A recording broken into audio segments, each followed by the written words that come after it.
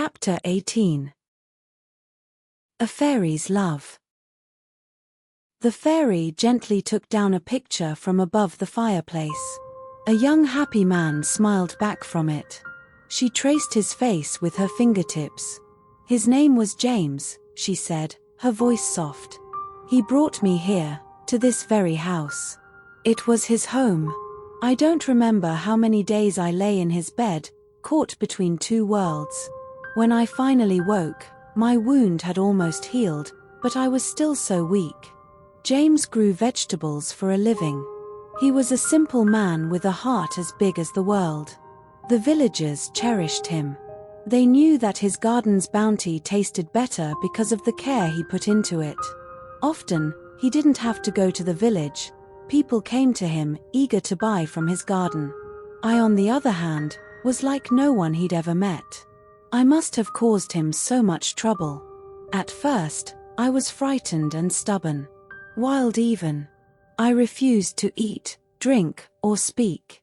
I felt trapped in this new world, one I had been so curious about once. I couldn't fly or use my fairy powers because I was so weak. But James' patience, his endless care, healed me. He knew I was different from his kind. But it didn't matter to him. He learned to care for me, and I grew to trust him. In the beginning, all I did was watch him work in his garden from dawn to dusk. In time, I began helping him with his chores. It felt rewarding to see the plants thrive under my touch. There was so much to do in his small garden: watering, weeding, digging, and loosening the soil. Then we'd prepare the vegetables and fruits for the cold season. His basement overflowed with jars, pots, and bottles filled with the most delightful jams, marmalades, syrups, and pickles.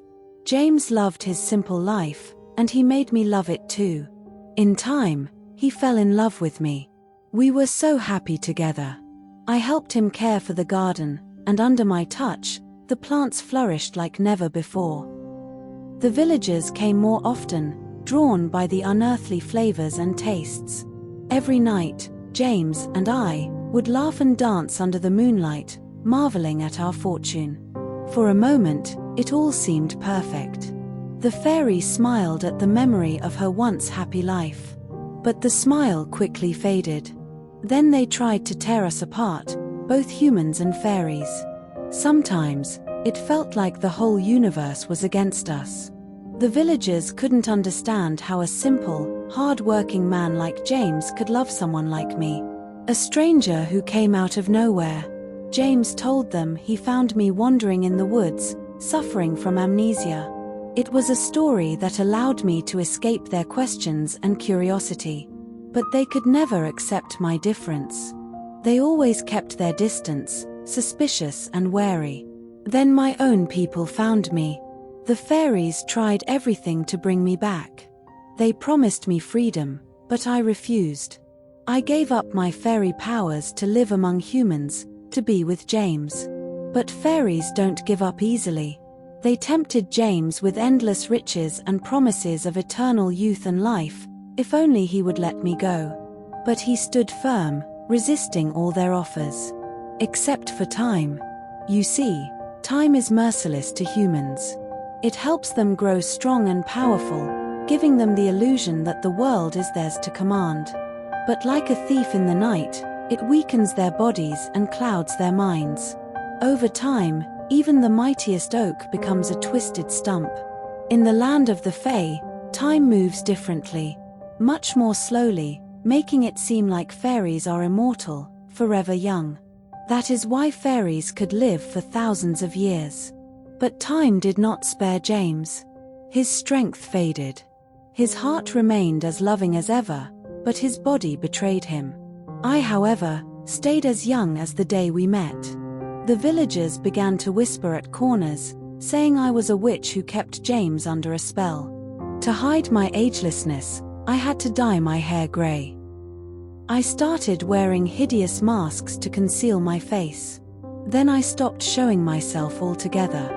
I only ventured into the village with my face covered by a veil. Lavender Sky's voice softened as she continued, her eyes misty with memories. James and I withdrew into our little world. Soon, the worries of the world faded away because we were blessed with not one, but two children. A boy and a girl, both beautiful and full of energy. Their skin was so pale that it stood out, making them easy targets for teasing by other children. They called them the witch's children, a name born from ignorance and fear. It was during these moments that I discovered their powers. Somehow, they would always find a way to get back at anyone who mocked them. Those who teased them would trip or feel an invisible tug on their hair, and sometimes their hats would be whisked away by sudden gusts of wind. The village children were bewildered and frightened by them.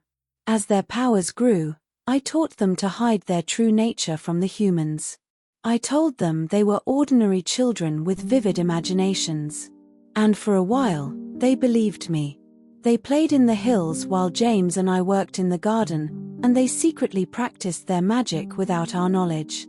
I, on the other hand, had made peace with never using my fairy gift again, except for nurturing the plants in our garden.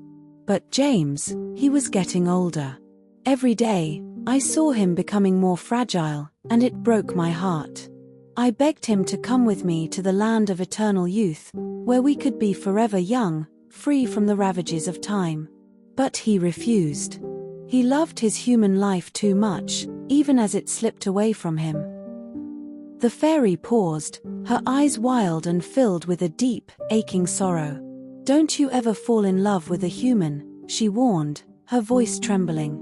"Loving a human brings nothing but heartache and a lifetime of torment. They cannot love as we do. We fairies love deeply, and we love only once.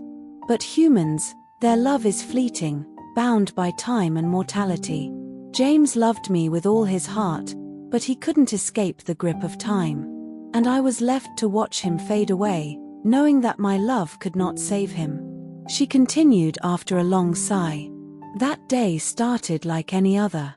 He loaded his cart with vegetables and headed to the village market. It was a late autumn day, cold and overcast, with a heavy sense of foreboding.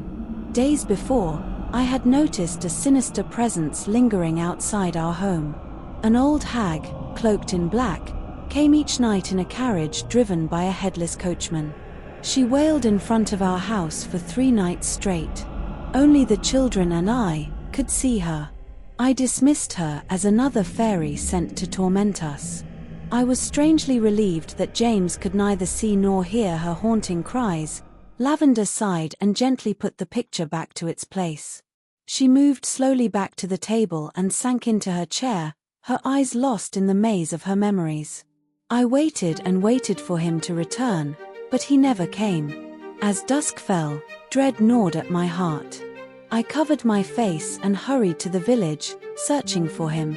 I found him collapsed near a solitary tree, looking older and more worn than I had ever seen him. The villagers told me he had been at the market, selling his vegetables as usual. But then he retreated to that lonely tree, saying he needed to rest. They found him there later, barely clinging to life. I rushed to his side. His eyes held a look I had never seen before, a mixture of sorrow and fear. He tried to speak, but his voice was weak. I leaned in close, holding his hand, desperate to catch his words. He whispered, "Beware of the hooded creature," he said. Then, he let go of my hand. Lavender's voice broke, and a tear slipped down her cheek. In that moment, my world shattered. I wept that day like I had never wept before. I buried him at the top of the hill, near his beloved garden, close to the house and close to my heart. Since then, my life has been a hollow shell. My children became strangers to me, spending their days wandering the hills and forests, avoiding our home. They were growing, like seeds waiting to sprout. They knew they were different, and they did everything to remind me of that. I spent endless days in the garden, trying to keep it from succumbing to weeds and wild growth. One day, an unexpected visitor appeared, someone I had long forgotten, from my old home. He begged me to return with my children because dark times had befallen our land. We were needed to fight against the evil threatening my people. But I refused. I thought it was just another ploy to lure me back. I told him never to return. When my children saw him, they finally had proof he was not human. And they realized they were not entirely human either.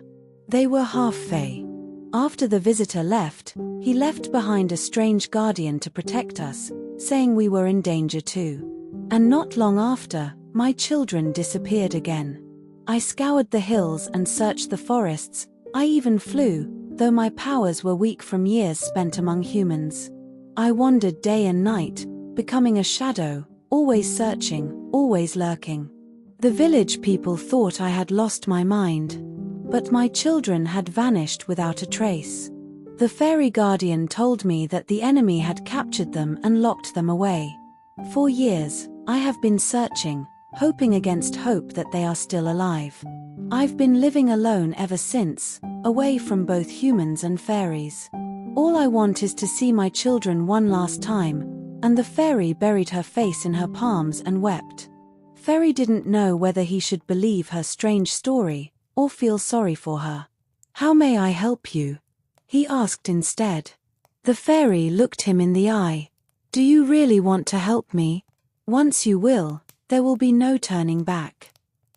Ferry felt the uneasiness coming upon him. "What do you mean?" "I mean it's time to know who you really are." She then turned to her beloved garden, smiling at a memory only she knew.